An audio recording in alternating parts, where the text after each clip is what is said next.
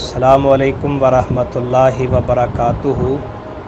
میرے محترم بھائی، بڑے ادب سے میں گزارش کر رہا ہوں کہ پہلے ہماری گفتگو جاری اور ساری ہے۔ یہ دلائل رفع الیدین کے میں 2 احادیث پہلے پیش کر چکا ہوں۔ آپ وہ ساری گفتگو سنیں اور اس کے مطابق آگے گفتگو جاری فرمائیں، نئے سوالات نہ کریں۔ پہلے جو بات چل رہی ہے اس کو مکمل فرمائیں، اس کے بعد جو دل چاہتا ہے آپ سوال فرمائیں، انشاءاللہ میں ضرور اپنے علم کے مطابق عرض کروں گا۔ مزید باتوں کی ضرورت نہیں ہے، فرض ہے، واجب ہے، سنت ہے، یہ دوسرا سوال ہے۔ پہلے جو سوال تھا کہ اپنے عمل کے مطابق دلیل پیش کریں، وہ دلیل میں نے پیش کی ہے۔ اس دلیل پہ جو اعتراضات کیے گئے ان کے جوابات بھی میں نے دے دیے ہیں۔ اب اس سے آگے گفتگو آپ چلائیں۔ یہ جو دیگر سوالات آپ پچھلی وائس میں بھی کیے، میں نے یہی عرض کی کہ گفتگو پہلے جاری ہے، اسی کو آگے جاری فرمائیں۔ اور پھر اس میں بھی آپ نے نئے سوالات کر دی، اب وطروں کا سوال کر دیا۔ خدا را جو پہلے گفتگو جاری ہے اسی کو آپ مکمل فرمائیں۔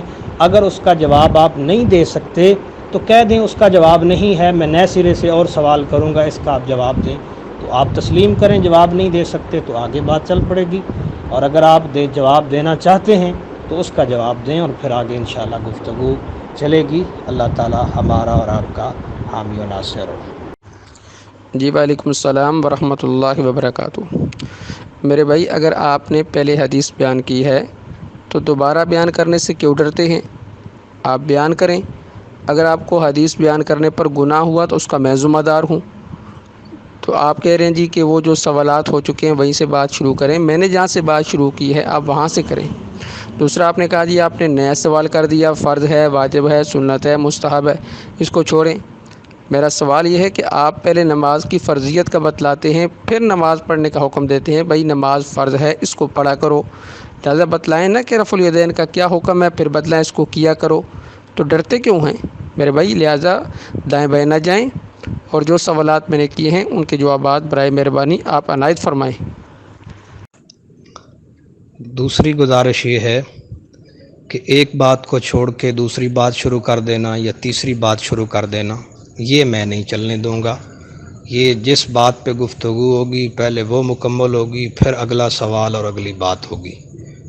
یہ بات ہمیں ذہن میں رکھنی چاہیے، اور انشاءاللہ بامقصد گفتگو ہوگی، اس حوالہ سے آپ پریشان نہ ہوں۔ جی یہ آپ کے دوسرے میسج کا جواب ہے۔ آپ نے کہا جی میں ادھر ادھر کی گفتگو نہیں چلنے دوں گا اور میں بامقصد گفتگو کروں گا۔ تو بھائی آپ کیا نہیں چلنے دیں گے؟ آپ تو خود نہیں چل سکتے۔ تو میں یہی کہہ رہا ہوں، جو میں نے سوال کیا ہے آپ اس کا جواب دیں۔ سب سے پہلے یہ بتلائیں کہ رفع الیدین کی حیثیت کیا ہے، فرض ہے، واجب ہے، سنت ہے، مستحب ہے۔ اس کے بعد آپ اپنے عمل کے مطابق صرف ایک حدیث پیش کر دیں کہ نبی اکرم صلی اللہ علیہ وسلم نے آخری عمر تک رفع الیدین کی، بات ختم۔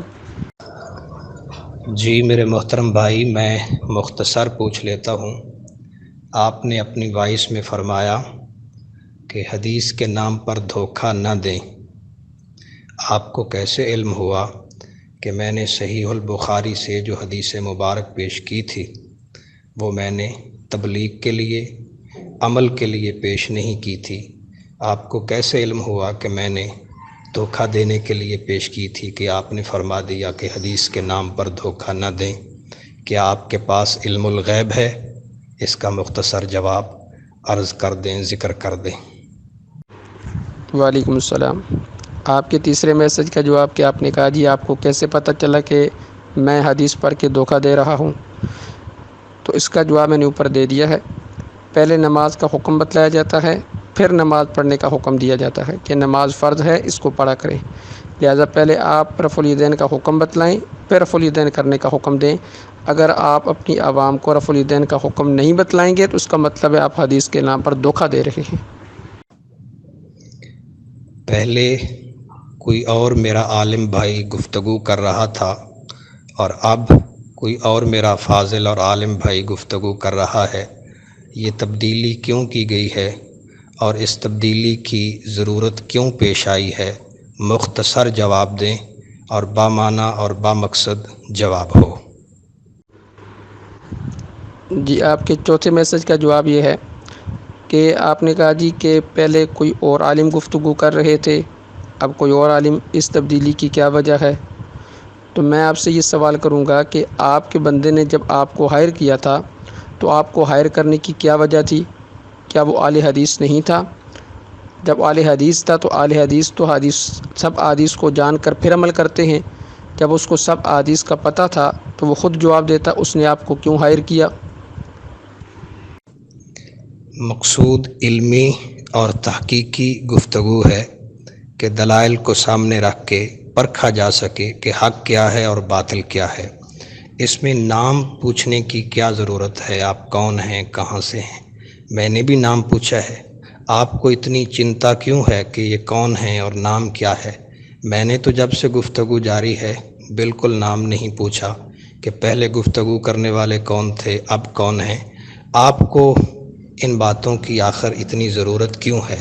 مقصد تو علمی گفتگو ہے، وہ علمی گفتگو فرمائیں ادب کے دائرے میں رہتے ہوئے، تو نام وغیرہ کی ضرورت نہیں ہے۔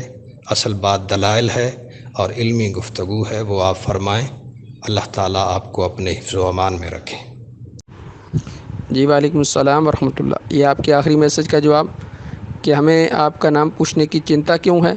تو ہمیں آپ کے نام پوچھنے کی چنتا اس لیے ہے کہ تاکہ پتہ چلے کہ ہم سے کون صاحب گفتگو کر رہے ہیں، ان کا حسب نسب کیا ہے۔